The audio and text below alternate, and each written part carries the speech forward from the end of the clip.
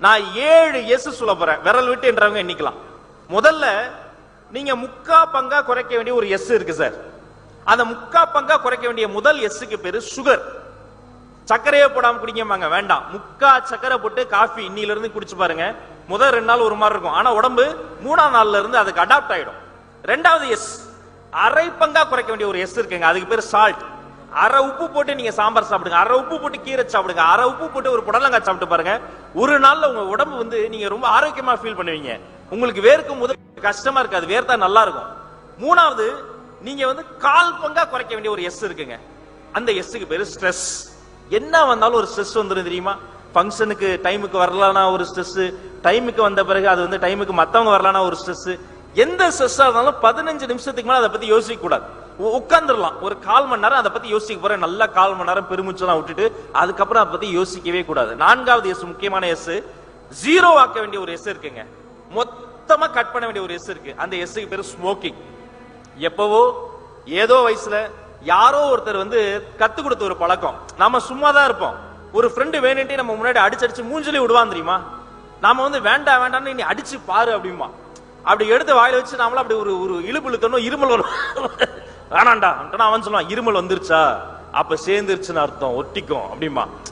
அது வந்து ஏதோ ஒரு பயங்கரமான ஒரு பாக்ஸிங் கத்து தர மாதிரி கத்துருவாங்க. ஆனால் யாரோ ஒருவனால் ஆரம்பித்த அந்த ஸ்மோக்கிங்கை உங்கள் வீட்டில் இருக்கக்கூடிய மகனுக்காக, மகளுக்காக, பேர பிள்ளைகளுக்காக இன்னைக்கே தலையை சுத்தி தயவு செய்து தூக்கி வீசுங்க. ஒவ்வொரு சிகரெட்டும் உங்களுக்கு நீங்களே வைத்துக் கொள்ளக்கூடிய கொள்ளி. 5வதா ஒரு எஸ் இருக்குங்க, அது மட்டும் தான் நீங்க நிறைய இன்க்ரீஸ் பண்ணும். அந்த எஸ்க்கு பேரு ஸ்லீப். நிறைய பேர் சொல்லுவாங்க, தூங்க நேரம் இல்லாம நான் வேலை பார்ப்பேன் சார். நைட்டு நான் வந்து தூங்குறதுக்கு 2 மணி ஆகும்.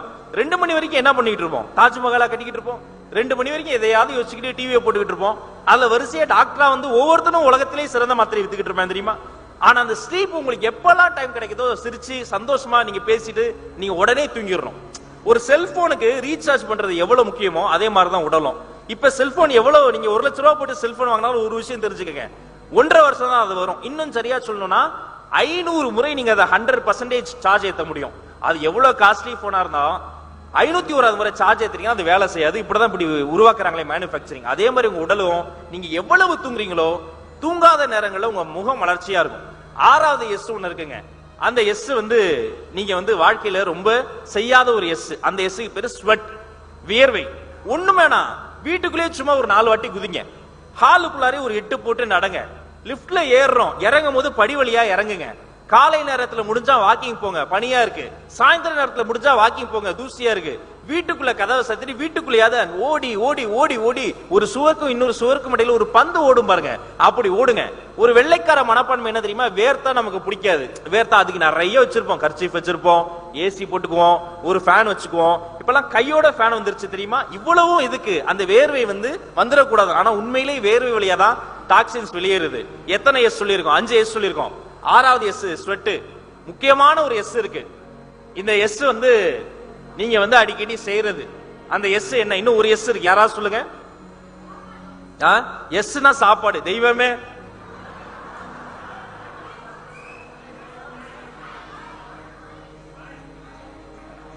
ஸ்மைல்னு சொன்ன அத்தனை பேருக்கும் ஒரு பெரிய கைத்தட்டல். சபாஷ்.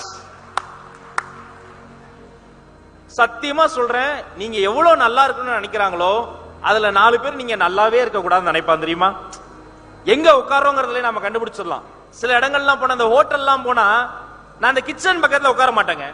அவங்க சமைக்கிறத பார்த்தா நமக்கு சாப்பிடுற ஆசையே போயிடும். நல்ல நல்ல ஒரு நெட்வொர்க்கிங் பண்ணக்கூடிய இடத்துக்குலாம் வந்தா சில பேர் சிரிச்சு சந்தோஷமா கை தட்டி உற்சாகமா இருப்பாங்க, ஸ்மைலிங் ஃபேஸோட இருப்பாங்க. அவங்க பக்கத்துல உட்கார்ந்தா நமக்கும் பாசிட்டிவிட்டி ஒட்டிக்கும். சில பேர் அவங்களும் சிரிக்க மாட்டாங்க, இடி விழுந்த இருளாண்டி மாதிரி இருப்பாங்க. நாம லேசா கை தட்டி சிரிச்சா எட்டி பார்ப்பாங்க, சந்தோஷமா இருக்க, உனக்கு என்னப்பா, பயங்கர சந்தோஷமா இருக்க.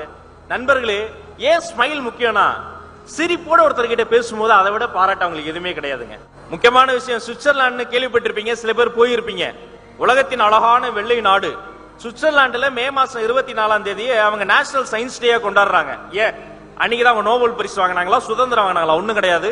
2004ஆம் ஆண்டு மே மாதம் 24ஆம் தேதி அந்த ஊருக்கு ஒருத்தர் ஒரு 5.5 மணி நேரம் வந்துட்டு போனாரு. அது நேஷனல் சயின்ஸ் டேன்னு கொண்டாடுறாங்க. வந்து போன மனிதரின் பெயர் ஐயா APJ Abdul Kalam. Switzerland national science day கொண்டாடுகிறது. காலையில எழுந்தவன ரயில்வே ஸ்டேஷன் போய் பேப்பர் தான் வாங்கிட்டு வீதி வீதியாக சென்று வீடு வீடாக சென்று அந்த பேப்பரை போட்ட ஒரு சின்னஞ்சிறு சிறுவன் அதே பேப்பரின் தலைப்பு செய்தியாக வந்த வரலாற்றின் பெயர் ஐயா ஏபிஜே அப்துல் கலாம். இப்பதான் முக்கியமான கேள்வி, நம்ம தமிழ்நாட்டு மண்ணில் பிறந்து கவர்மெண்ட் ஸ்கூல்ல படிச்சு ஒரு நாளைக்கு 2 வேளை தான் அவங்க ரொட்டி சாப்பிடுவாங்க. அக்னி சிறகுகள் அந்த இடத்த படிக்கும் போது அழுதுட்டேன்.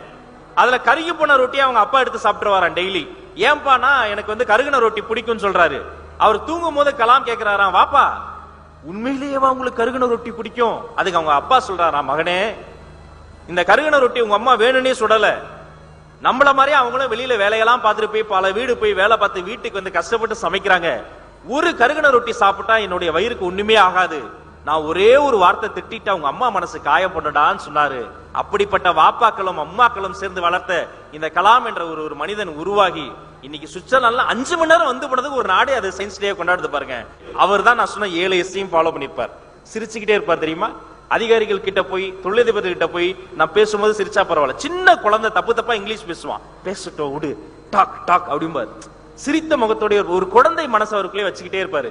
அப்படி நமக்குள் இருக்கக்கூடிய என்றோ நாம் தொலைத்து விட்ட குழந்தையை, என்றோ அந்த சிரித்துக்கிட்டே இருக்கிற அந்த குழந்தையை ஸ்ட்ரெஸ்னால் தவற விட்டோமே, அப்படிப்பட்ட குழந்தையை மறுபடியும் மகிழ்ச்சியான ஒரு குழந்தையை இந்த உலகிற்கு நம்ம நமது முகத்தின் மூலமாக வெளில கொண்டு வருவோம். அப்படி வந்துட்டா இந்த மேடை மட்டும் கிடையாதுங்க, நம்ம வாழ்க்கையே மகிழ்மதி மகிழ்மதி மகிழ்மதி என்று சொல்லி வாய்ப்பளித்த நல்ல உள்ளங்களுக்கு நன்றி பாராட்டி விடைபெற்று செல்கிறேன்.